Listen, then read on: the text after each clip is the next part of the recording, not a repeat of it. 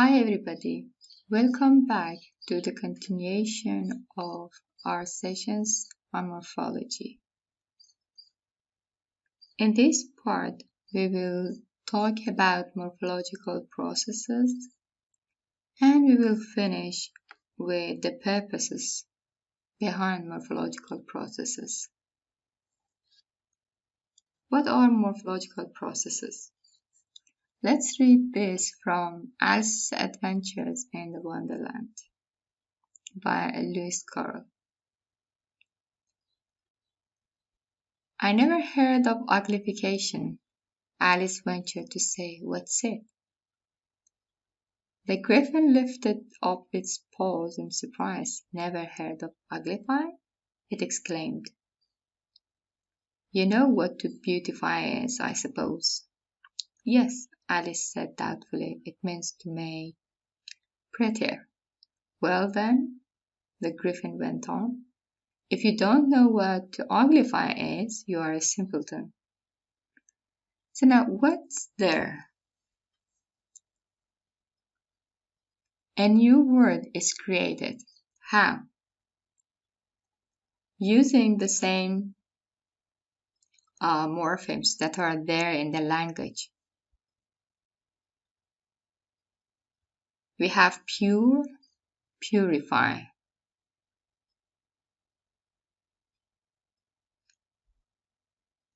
Which is an adjective and you add ify to that and you change it to a verb. So then uglify can be created based on this rule, this morphological rule or morphological process. And then another rule changes the verb into a noun.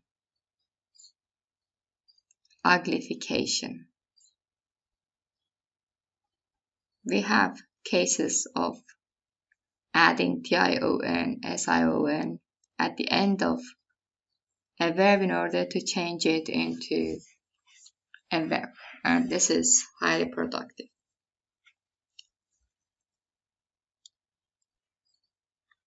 This session we will go through what are the different morphological processes or rules that can be applied in order to create new words.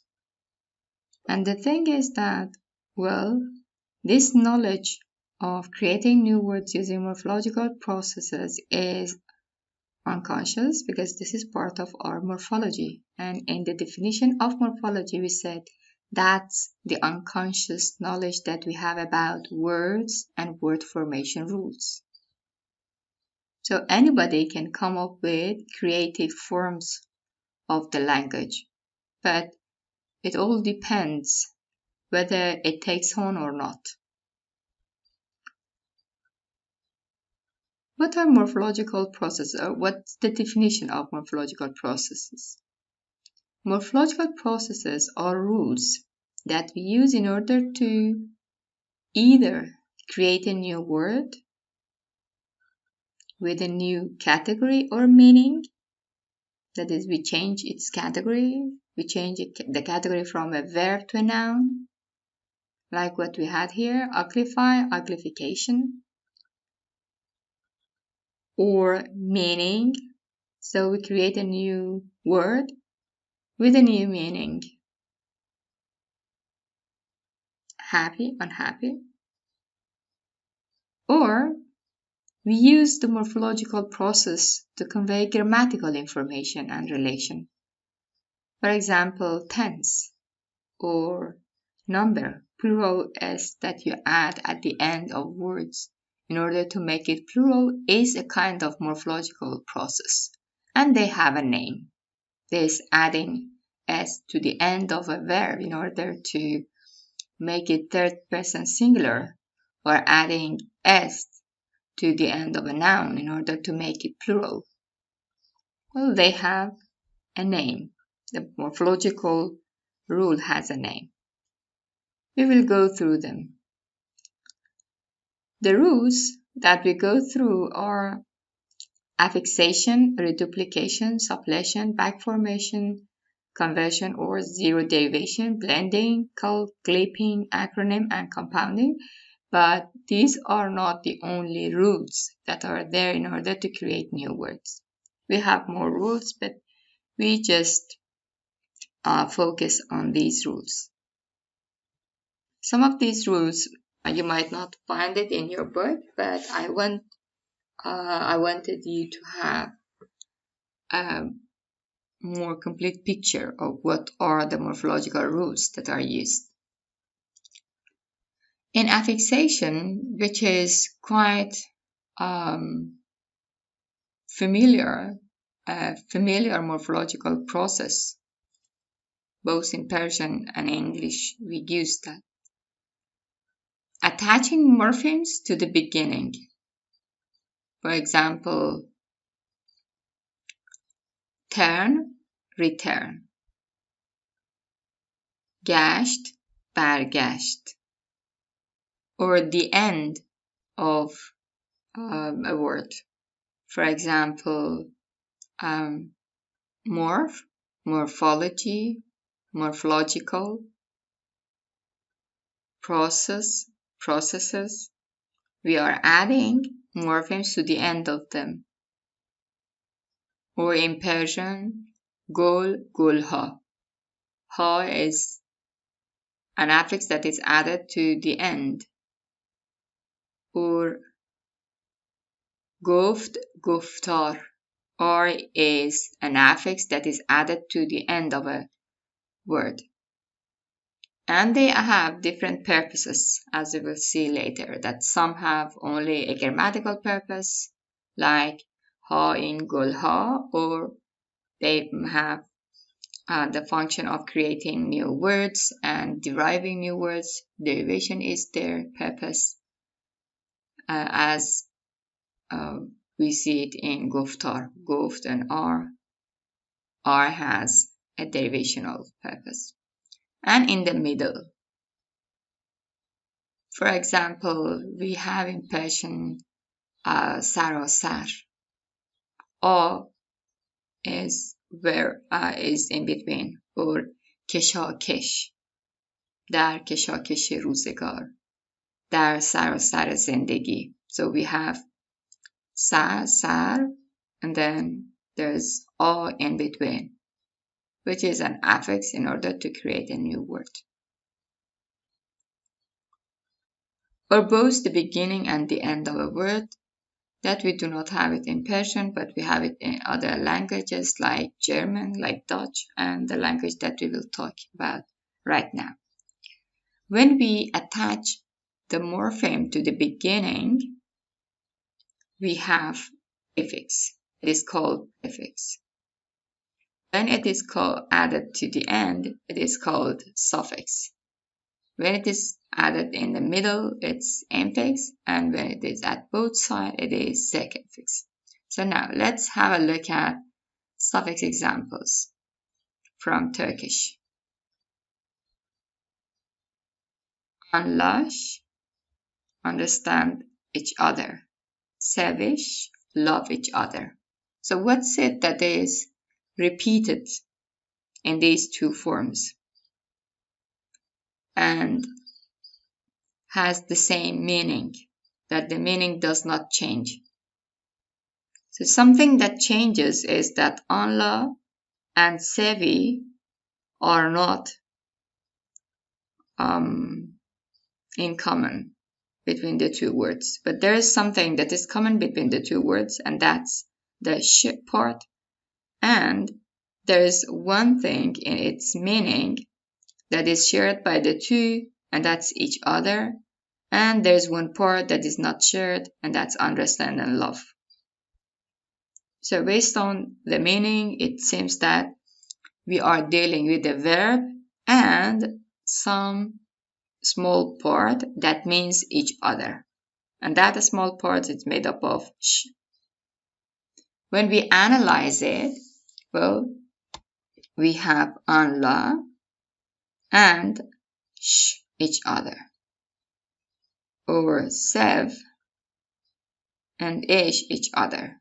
Whether we have it sh or a, it's based on the phonology of the language. And we are not going to talk about here because that's really complicated. But we have suffix in Persian. We talked about it, like ha in gulha, دخترها، کتابها، پسرها.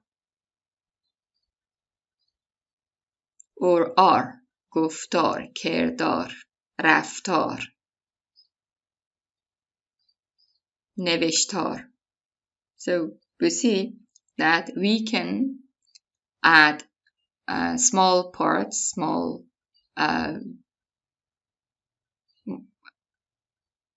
sequences of sounds to the end, and we have said that these sequences that they combine a form sounds with a meaning, they're called morphemes. So we have morphemes at the end that you add to a word and you create a new word in the case of guftar kerdar, or you convey grammatical information like what we have in gulha. That's the same in English. For example, you add s to the end and you have cats, rats, lions, books. These are cases of suffixation. You add morpheme to the end. Prefix, well, you add some part to the beginning. Let's have a look at these forms. Kazigi. Kazigi means chins. Kazike means shoulders. Kadiaga means ears. What's it that is shared between the forms in the language and their meanings? In their meanings, there is this plural sense, plural morpheme, that is added. And when we look at the forms from the language, we see that there is one part that has been repeated. What's it? Can you find it?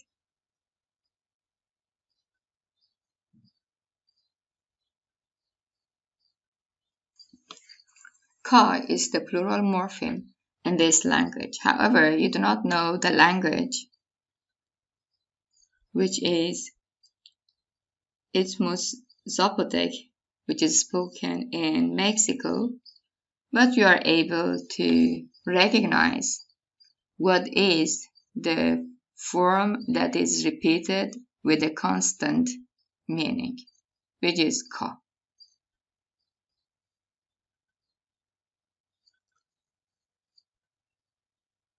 Infix. So we have examples from Bontoc, a language that is spoken in Philippines. Look at it and tell me what is the morpheme that is repeated.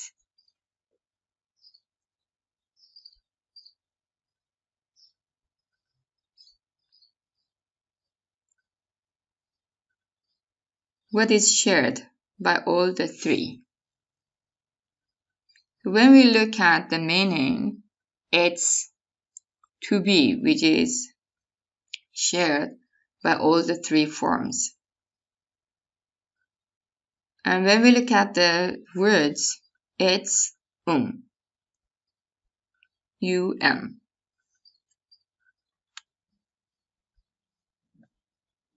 When we insert an affix in the middle of a word, we have infixes, like what we have here.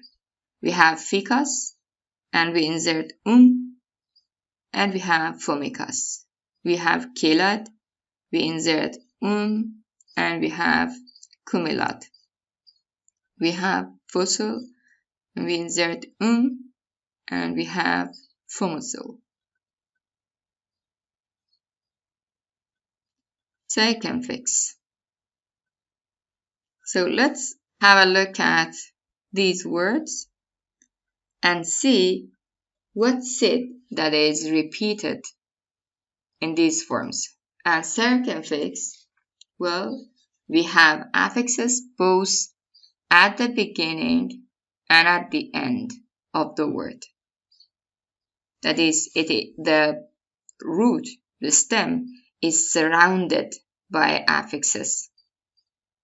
At both sides, you would see affixes.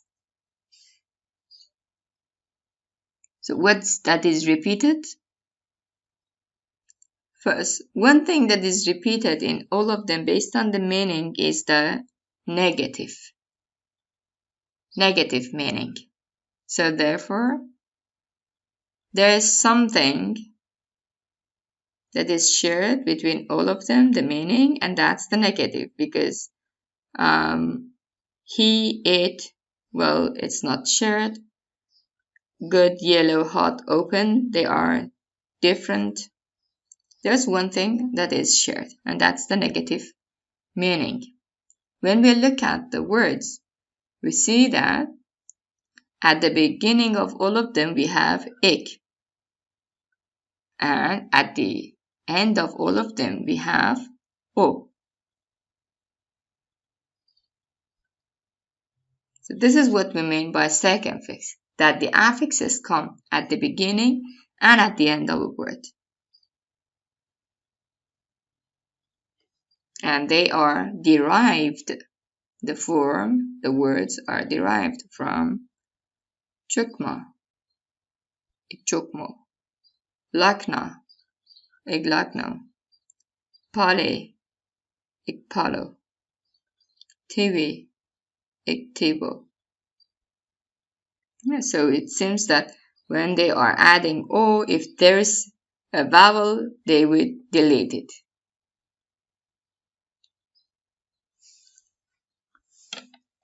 Again, however, you didn't know the language, but you are able to say what are the morphemes. This was Chickasaw language, a language that is spoken in Oklahoma.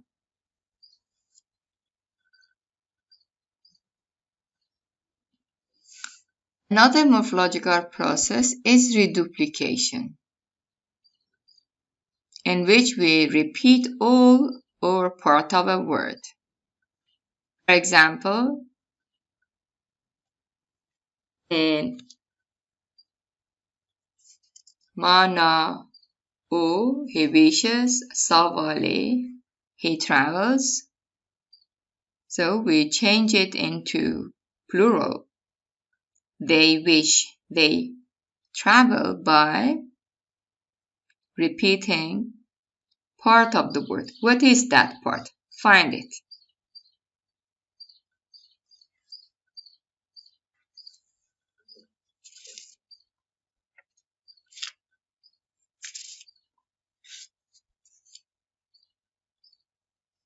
It is, in the first case, mana'o, it is na, mana'na'o.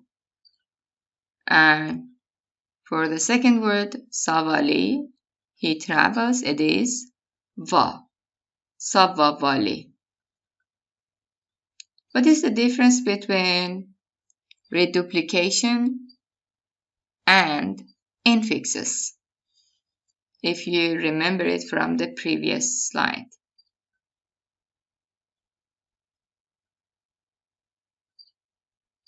Think about it. So let's go back to that. We have here as an infix, and it's very similar to the reduplicated form that we have here. But there is a difference between the two. Here we repeat part of a word. We repeat a syllable from the word, and therefore it changes in every word. In mananao, it is na, because it copies one syllable from that word. It's not a fixed form like infixes, but that it changes. And savale, it is va. Va is repeated.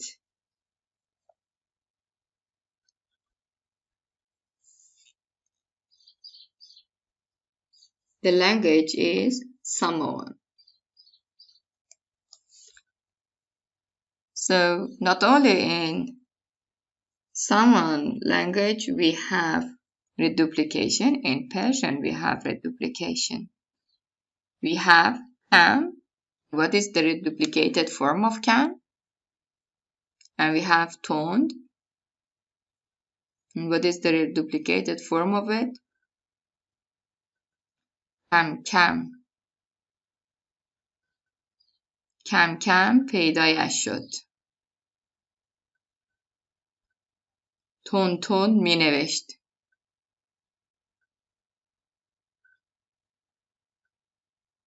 So tond can be an adjective.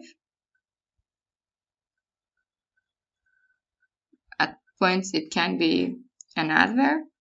Kam is an adjective. And they change their category. Reduplication in Samoan language causes no change in the category. It only carries grammatical information of plural. So it has a grammatical function, but in Persian, it creates a new word with a new meaning. Kam means little, but kam, gradually.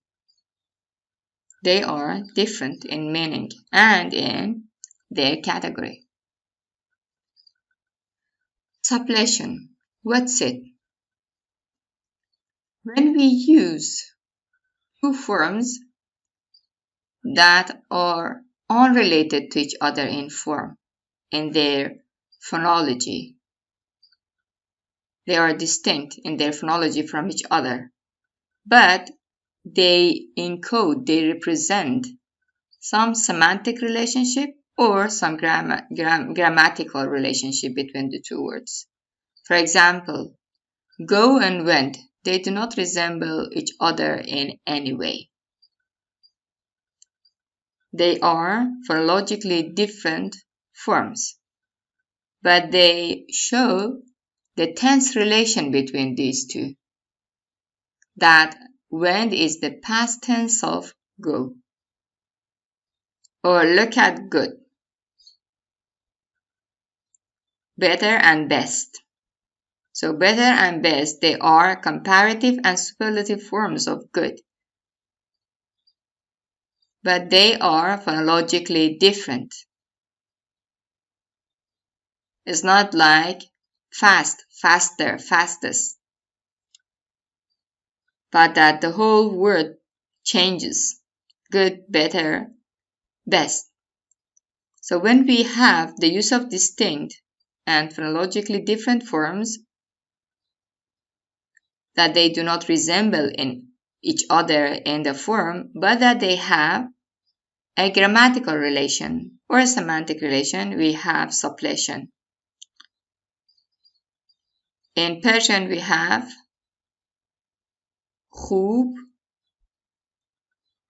خوبتر, and we have خوب and بهتر. However, بهتر comes from به as well, but we do not use به anymore.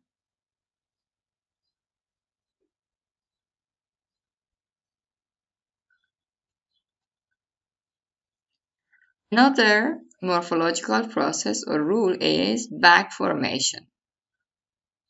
What's it? Here in back formation, as it says, it seems that you go back one stage, one phase in word formation, in the derivation of the new word. That is, we mistakenly analyze a part of a word as an affix. and therefore we cut that in order to arrive at the root or stem, like what we see here. The word editor has been around, and based on its similarity to worker, writer, they have analyzed OR as an agentive morpheme, and therefore they have cut it and they have arrived at edit, which is the verb from this noun. So for worker, we go from work to worker, but for editor, there has been a wrong analysis, and therefore they have derived edit from editor. The same for swindler and swindle. Some person have thought that peace is the plural form of the word P, and they have derived P from peace. Again, verbs have been derived from what has been considered to be, for example, in resurrection or television. We have many words in English that end in tion and sion, and they are derived by adding tion or sion to them. The resurrection and television words have been there, and resurrect and televise have been derived from them by going back one phase, and that's because of a mistakenly analysis of the word, a mistaken analysis of the word, a wrong analysis of the word. Enthusiasm has been there, and enthuse has been created from that. So then in back formation, we create new form because of a wrong analysis, because we think that some sequence is an affix. And that's because of their similarity to other words that are used in the language. For example, in swindler and editor, well, ER agentive ER morpheme is very productive, and therefore the first person that has derived edit from editor has done a wrong analysis. Conversion or zero derivation. What's it? In zero derivation, we mean that we add nothing and we delete nothing. That is, there is a zero rule going on. We do nothing. The word is there, we create a new word. How? Like what we have here. Vacation is there in the language as a noun, and somebody uses vacation in the verb form, vacationing. We are vacationing for a week. Coin as a noun has been there, and then they have coined words. Coin, verb, create. Bottle as a noun has been there, then they have used it as a verb form. To bottle something. Chair as a noun has been there, later has been used as a verb. Chair. Like somebody chairs the meeting. That is, somebody has the authority or leads the meeting. Blending. In blending, we combine the beginning and the end of two words to form a new word. So therefore, here we have two words, and two words are combined, but not all of them, all parts of them, not all of the morphemes in them. Only the beginning of one and the end of another. Like breakfast and lunch, we create brunch from that. Or we have smoke and fog, and we want to convey information about the situation that it is both smoky and foggy, and therefore smog has been created. So in blending, therefore, we use the beginning, you see here, BRSM, and the end of OIG and ONCH, the end of another word, in order to create a new word.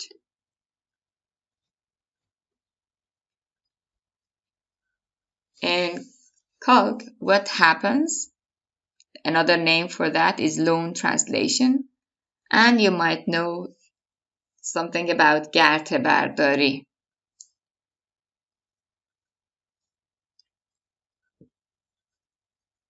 So in this, we borrow, so they are words that are borrowed.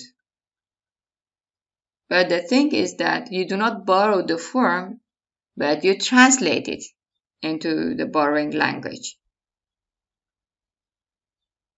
So nothing of the language that you have borrowed it from is there in the form, but you translate it.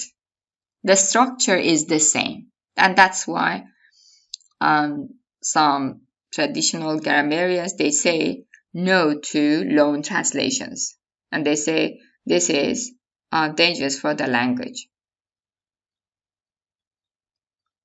because they enter the structure of another word within the language. However, they have been there and they have been used in different languages.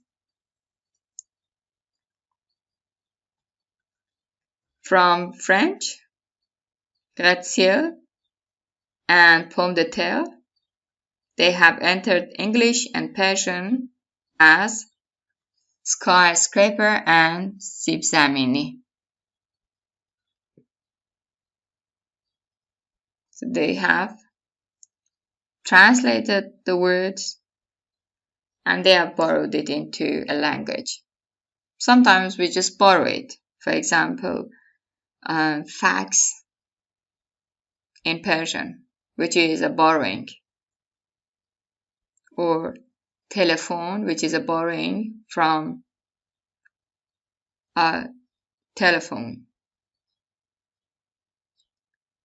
Television, which is a borrowing from television. So based on the form, you know that it is borrowed. But in loan translation, the word that is borrowed is translated into the language. Clipping. In this morphological process, we cut some part of a word. We leave out some part of the word, some syllables from the word.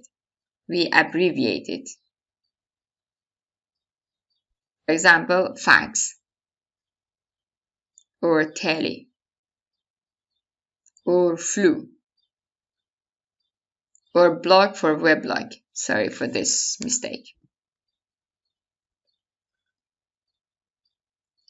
So therefore, from facsimile, we have deleted 2 syllables from television. The British speakers have abbreviated the word by leaving out 2 syllables. When we are calling people in Persian, we might be leaving out some of the syllables, cutting some of the syllables, deleting some of the syllables. For example, in Fatime, Fatih, Ibrahim, Ebi. What are we doing? We are abbreviating the words. We are leaving out some of the syllables. Acronyms. We form words from the initial of several words. You have heard them, and you might have been thinking, so what are these letters stand for?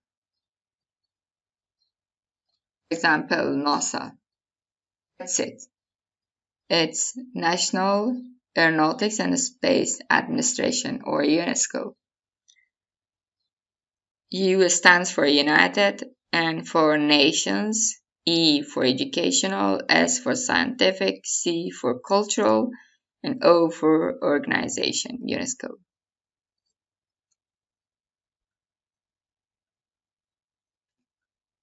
And the last morphological process we are going to talk about is compounding, which is one of the processes like affixation that is used a lot in world languages. Compounding and affixation are two highly productive morphological processes that are used in world languages.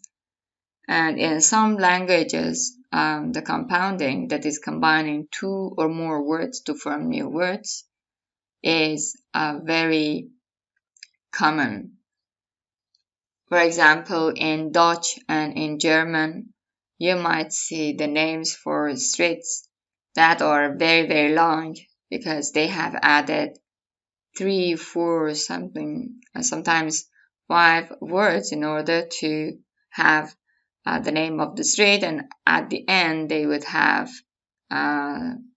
whatever the name is, and then Straße, or whatever the name is, and Weg at the end. And therefore they create long words. In English, mostly it's 2. However, we have cases of using more words.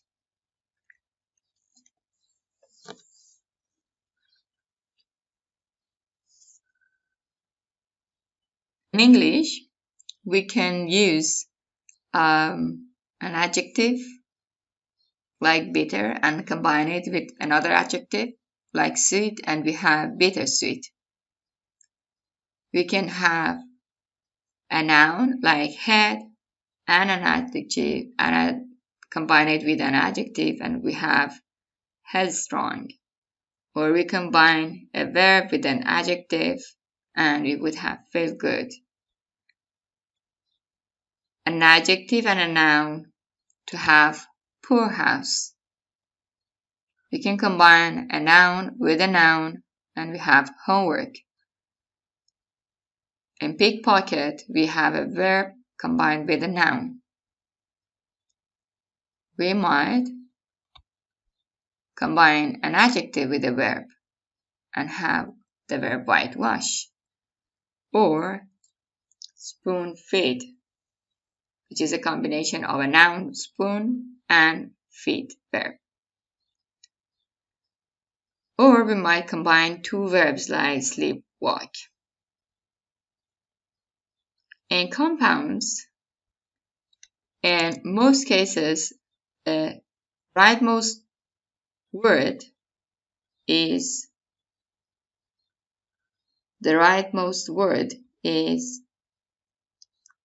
the head.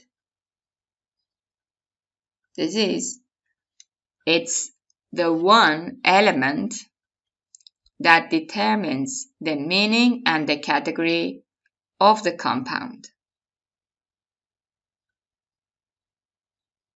So then, head is the rightmost part, and the head might be coming in the final position, like wash and whitewash, or overtake,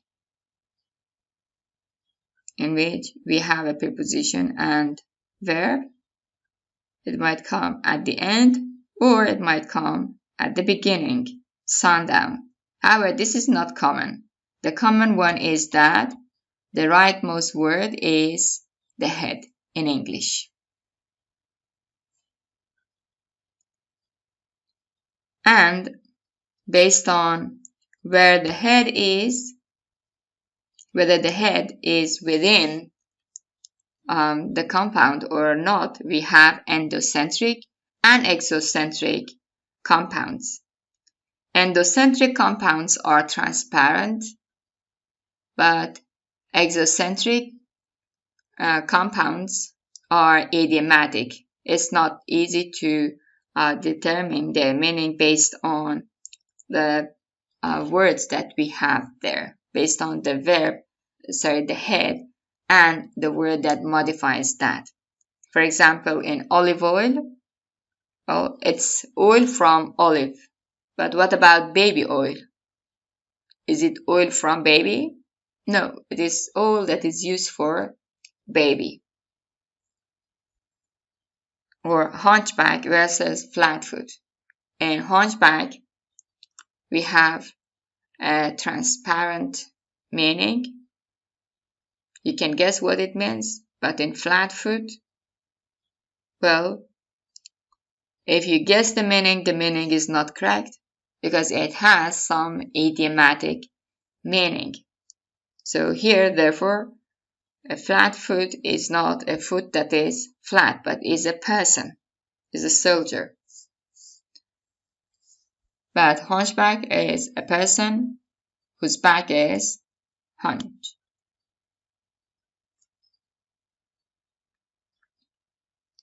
And when it comes to their spelling, well, it might be the case that they are spaced, that is, there is a space in between the two words, or they might be hyphenated, a hyphen is used in between, like feel good, or they might be solid or close with no separation, like what we have in sleepwalk, whitewash, poor house.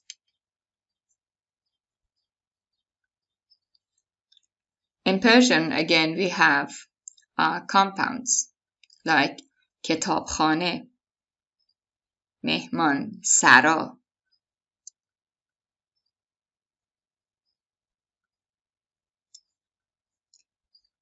غذا خوردن, which is the combination of a noun and a verb.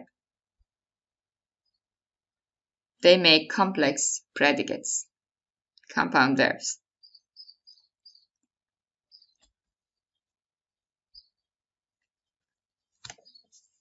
And there's one thing that you need to be aware, and that's their pronunciation. For example, when we are talking about the poor house, it's a poor house. Well, if I say I'm living in the White House, I should be the First Lady of the US to be living there. But if I'm living in the White House, I'm not necessarily the First Lady of the US, and everybody can live in a White House. So, the stress, if it falls on the first word, it is a compound. The compounds are usually stressed on their first element, on the first word. White House. That's the same for a greenhouse. Greenhouse and the greenhouse. The greenhouse and the greenhouse, they are different. In the first one, you have flowers. In the second one, well, human beings and flowers can live together.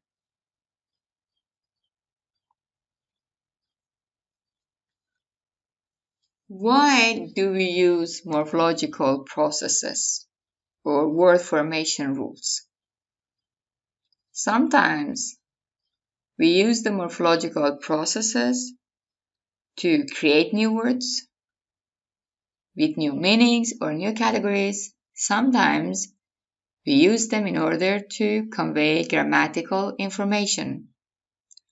If we are using those morphological processes in order to create new words, then we are dealing with derivational morphology. If we are using morphological processes in order to show the relationship between words within a sentence, then we are using inflectional morphology, and the purpose of that morphological process is inflection, that is to convey grammatical information and relations. So, one of the purposes of morphological process is derivation, and the morphology, that is that branch that is working with derivation, that is concerned with derivation, studies derivation, is called derivational morphology, or the morphemes that are used in order to derive new words and you study them is called derivational morphology. In derivational morphology, we create new words with new meaning. For example, we have pack and unpack. We add a negative meaning to that. Do, redo. The category has not changed, the meaning has changed. And it means that the doing should be repeated. Or new category, like work, which is a verb, and you add er to that and you make a noun, worker. Or both. Purify. You make it pure. Well, you add a meaning and you change pure from an adjective to a verb. The words that come about, that are created through these morphological processes, through derivational morphology processes, they are called derived words. So a derived word is a word that comes about as a result of using the derivational morphology. One thing about derived words is that the creation of a new form might be blocked if a rule has already been used to create a word from the same stem or root and for the same category. For example, we have friend, the word friend. We can add ship to that and we can change it into a noun. Since we have the noun friendship in the language, the adding of hood, which is another morpheme, another derivational morpheme in order to create noun, is blocked. In contrast to that, we have sisterhood. We have the word sister, noun, and we can add hood to that in order to make a noun from that with a new meaning. Now that we have sisterhood, and if we add ship to sister, you wouldn't have much change in meaning.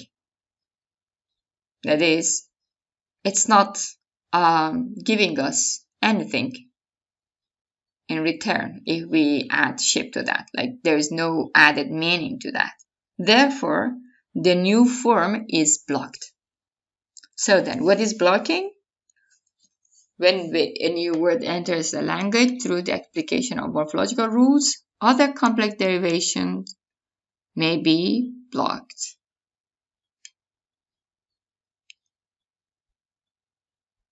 We have two classes of derivational morphemes based on the changes that they make in the pronunciation of their stem or root. Some of them change the pronunciation, like ITY, sane, sanity, or IZE changes the pronunciation of the base that it is attached to. Critic, criticize. So these are called pronunciation changing morphemes, derivational morphemes, but some of them, they preserve their pronunciations. They do not change the pronunciation of the base, like ly, sane, sanely, or wish, wishful. Ness is another one.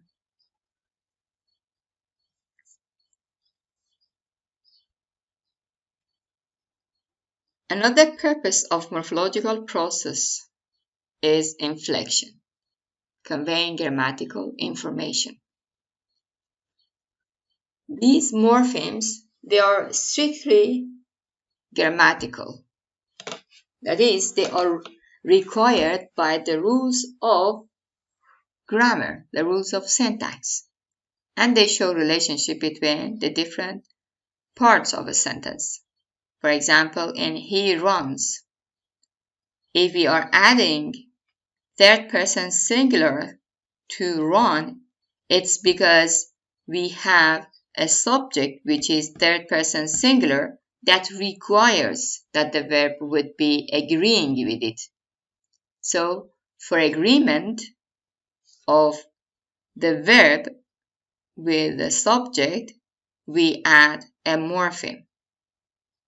In Persian, it's not only for third person that we use this agreement, but for all of the persons. Miravim, miravi. Or if I want to conjugate the whole paradigm, miravam, miravi, miravat. So this add is showing agreement with the subject. Miravim, miravit, miravand.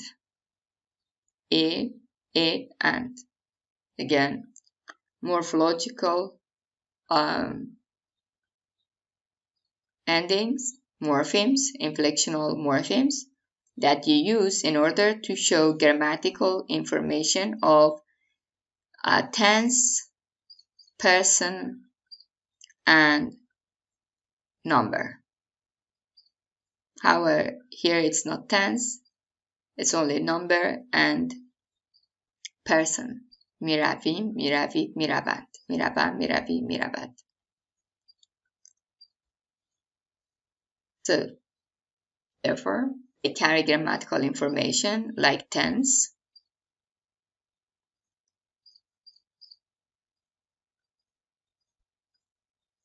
in English, we add ed to a verb in order to make it past tense. Walk, walked.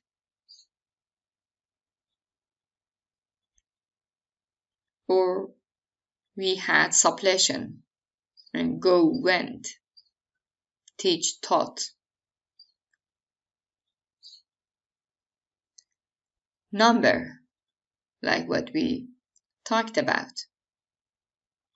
In Persian and in English, number and person for third person singular, for example, s is used. Aspect.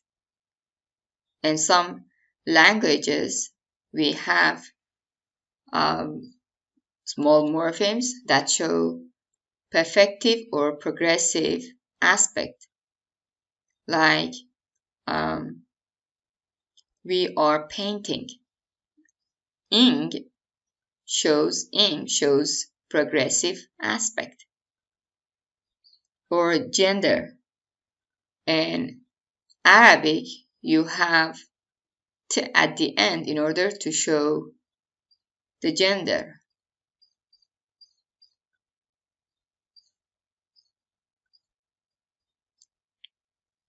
And This has been even used in Persian, like muallim for the masculine, muallimat for the feminine,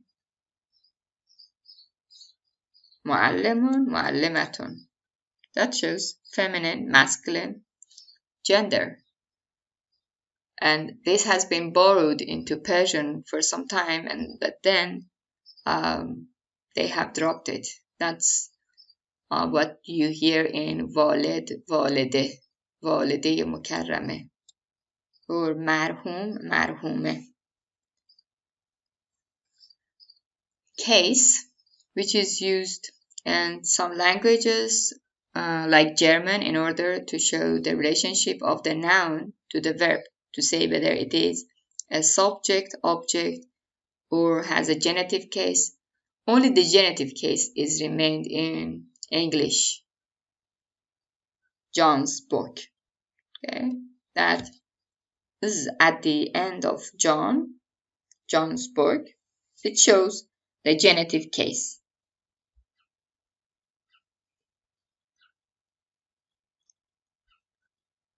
They never change the category or meaning of the stems.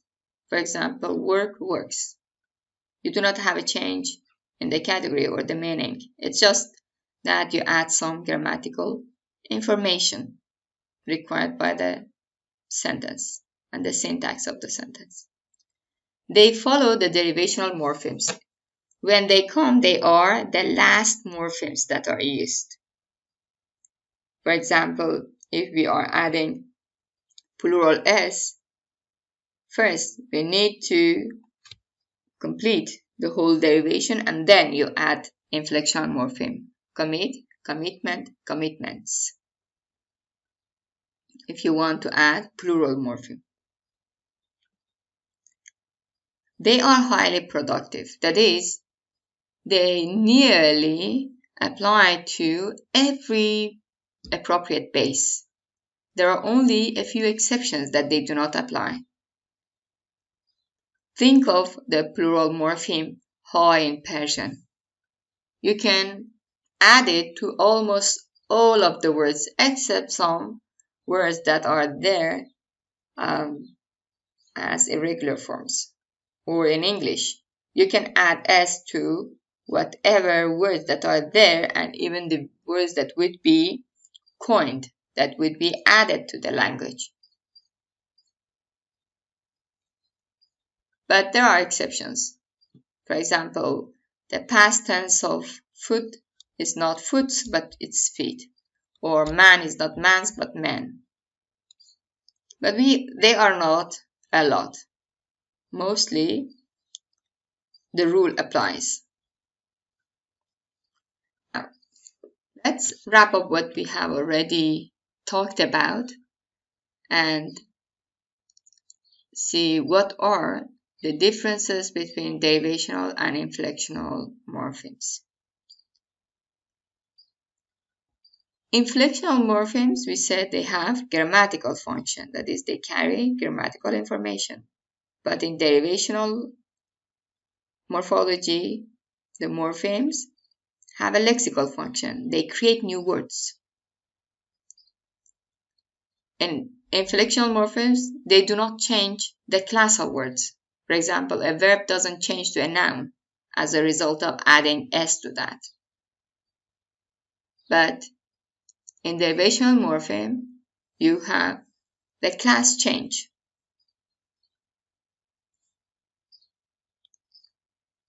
We have small or no meaning change in inflectional morphemes, and the meaning that is conveyed is the grammatical meaning about person, tense, aspect.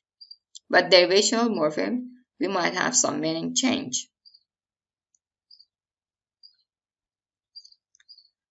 Often required by rules of grammar.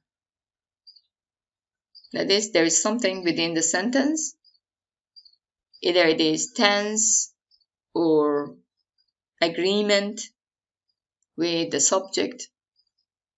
Sometimes it's agreement in gender. For example, in French, in German, you have agreement in gender, you use them. But derivational morphemes are never required by rules of grammar. They are there to create new words. They have lexical function. Inflectional morphemes, they come at the end of a word and they follow derivational morphemes. But derivational morphemes, they come before inflectional morphemes. They attach first and then you have more inflectional morphemes. And we might have 1, 2, 3 or more derivational morphemes added to a word before you add an inflectional morpheme. When you add inflectional morpheme, you cannot add derivational morphemes to that. Inflectional morphemes are productive, but derivational morphemes are sometimes productive, like ness, like able, but many are non-productive, like ity.